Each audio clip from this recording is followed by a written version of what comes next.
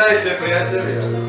Toto je najšťastnejší deň v mojom živote. Narodila sa nám dcéra. Poďte a oslavujte spolu s nami. Narodila sa princezná Ruženka. Na dnešný slávnostný deň som do nášho zámku pozval dve suličky. Suličku lásky a suličku krásy. I keď viem, že suličky by mali byť vlastne tri. No a tú tretiu, poslednú, suličku smrti som nevolal.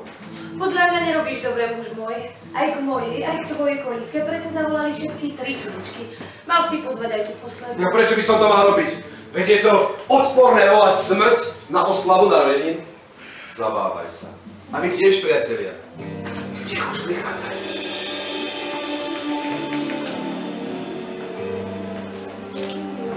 A prečo si nepozval aj našu sestru? A prečo by som mal? Ti nás volajú spolu. Tak vás teraz spolu nezavolali. A čo? Spolu nech vás volajú obyčajní ľudia. Mne stačíte iba dve. Tak pravde. Tvojej dcére Ruženke dávam do vienka krásu a múdrosť. Bude najkrajšou princeznou na svete. Bude najkrajšou. To je dobré. Bude krásna po tebe a múdra. Tiež po tebe. Tvojej dcére Ruženke dávam do vienka lásku. Všetci ju budú ľúbiť a budú k nej dobrí. A najviac ju bude ľúbiť udatný a krásny princ, za ktorého sa vydá. No, ženích už je na ceste. A ty si sa ešte len narodila, už sa o teba bijú, no? Ďakujeme vám, srdiečky. Ďakujeme. A dovidenia niekedy na budúce. Dovidenia. No, napokon sa nič zlé nestalo. Vidíš, že ja som to hovoril. Všetci sa len bojíte, trasiete a nič zlého sa nestalo. Nešťastný kráľ, porušil si zákony života. Veď smrť k nemu patrí tak, ako narodenie. Či chceš, alebo nechceš, tvojej dcére dám do vienka niečo aj ja. Bude krásna a múdra a stretne veľkú lásku. Stretne princa. Ale medzi tým zaspí na 100 rokov. Nie, Ruženka! Keď bude mať tvoja dcéra Ruženka 18, pichne sa do prsta a zaspí na 100 rokov. A spolu s ňou zaspí celé kráľovstvo. Nie, toto mi nemôžeš urobiť! Vtedy sa vráca! Nešťastný kráľ, nešťastné kráľovstvo a nešťastná Ruženka. Počkáme spolu 18 rokov a uvidíme, čo sa stane. Koncert, nech sa...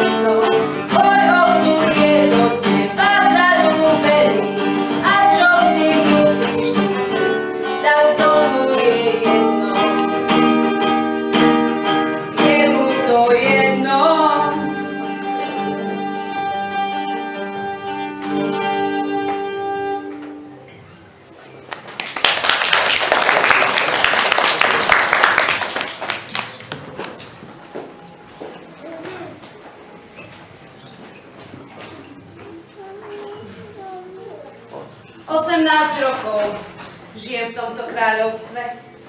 Prišla som v deň, keď sa narodila Ruženka a vydala som sa za kočiša.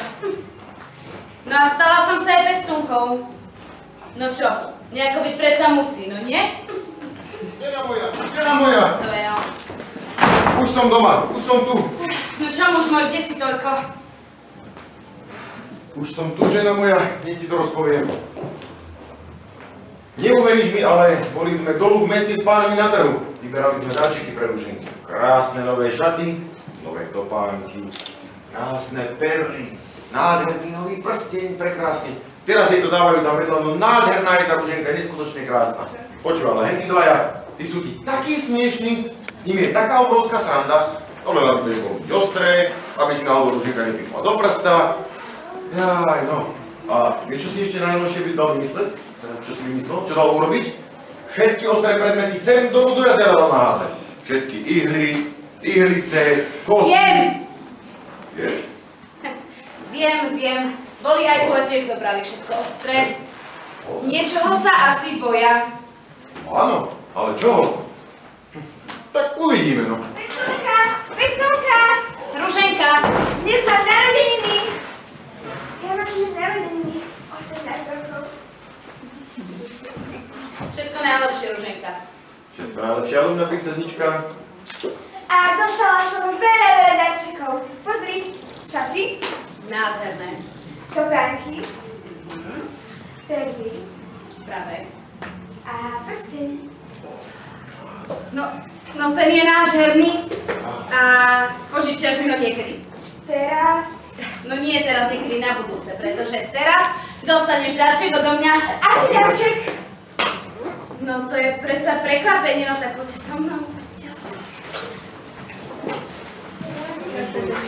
Čo by to mohlo byť?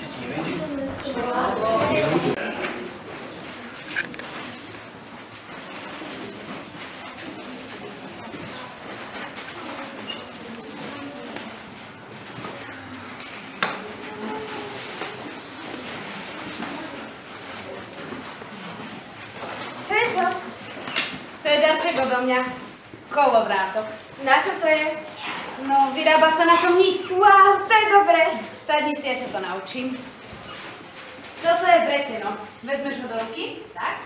No len preteno je tiež špicaté. A na to zabudli? Zabudli. No a teraz pekne do druhej ruky, No tak? len opatrne, princeznička, aby si sa nepichla do prsta. Au!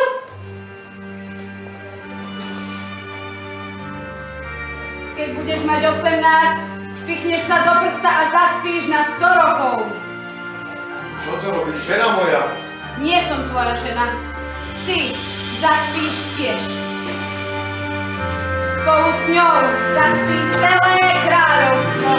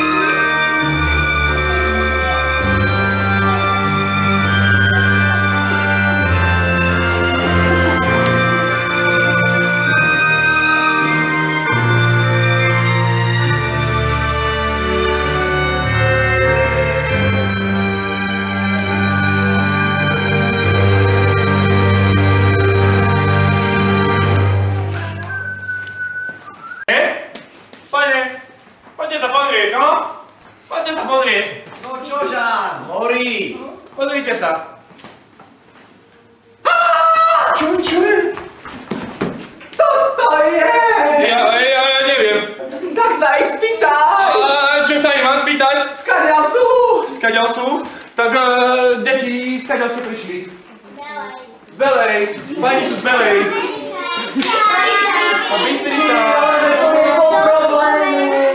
Veď to sú naši priatelia. Priatelia? No tak ja to už vyriadím.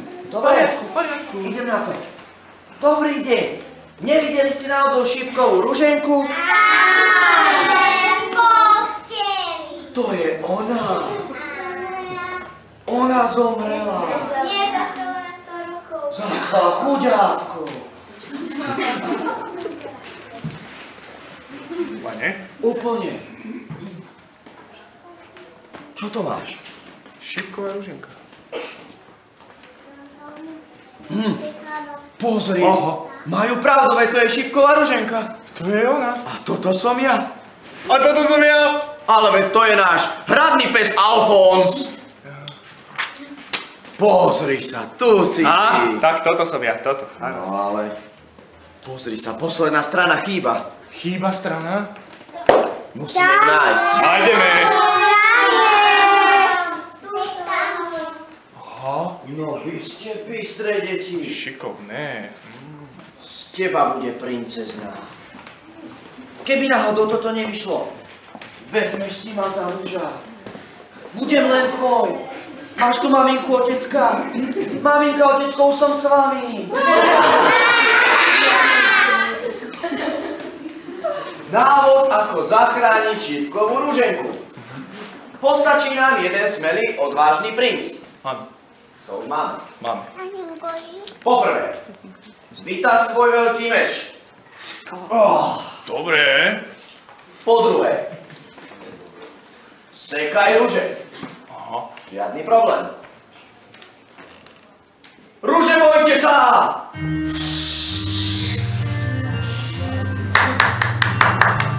Dobre. Po tretie, priblíž sa k posteli. Zátvorka, bližšie ty, princ. Poboskajú. Žám poboskajú ty. Pane, ja ju nemôžem poboskať, lebo ja som len sluha, ale tam je napísané, že to má urobiť princ. No, Ale keď ja som sa ešte nikdy neboskával.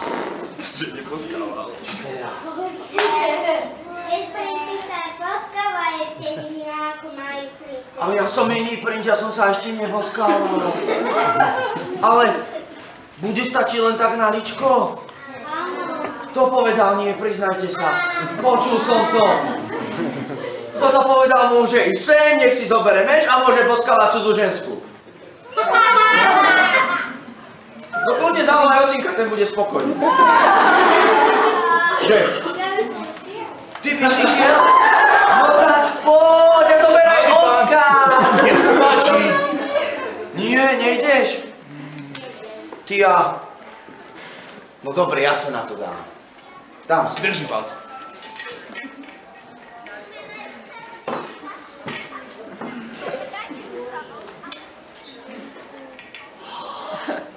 Dobre, Môže byť? Môže. Skúsime to aj tu. Pani Zlatá. Môže byť. Pred týždňom som si umýval. Dobre, tak ma odpočítajte na 3, dobre? Raz, dva, tri.